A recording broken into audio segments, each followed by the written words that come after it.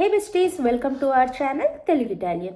In case మీరు India నుంచి ఇటలీకి కనుక admission process through consultancy start చేసినట్లయితే మీరు కొన్ని పాయింట్స్ అయితే వాళ్ళతో ఫాలో అప్ చేసుకోండి. ఫస్ట్ థింగ్, వాళ్ళు కనుక మీకు అడ్మిషన్ ప్రాసెస్ కనుక స్టార్ట్ చేసినట్లయితే ఏ యూనివర్సిటీస్కి ఏ కోర్స్ అప్లై చేశారు అనే లిస్ట్ అయితే మీరు డెఫినెట్గా తీసుకోండి. సెకండ్ థింగ్ ఏంటి అంటే ప్రీ ఎన్రోల్మెంట్ అయిపోయిన తర్వాత మీకు 15 to 20 days అనేది అయితే సమ్మరీ వస్తుంది.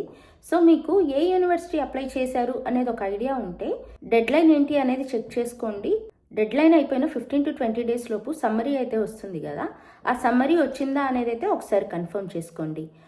ఇన్ కేస్ వాళ్ళు కనుక స్కాలర్షిప్ ప్రాసెస్ స్టార్ట్ చేసినట్లయితే మీకు స్కాలర్షిప్ అప్లై చేసిన తర్వాత మీకు ఒక నెంబర్, రిజిస్టర్డ్ నెంబర్ అయితే వస్తుంది.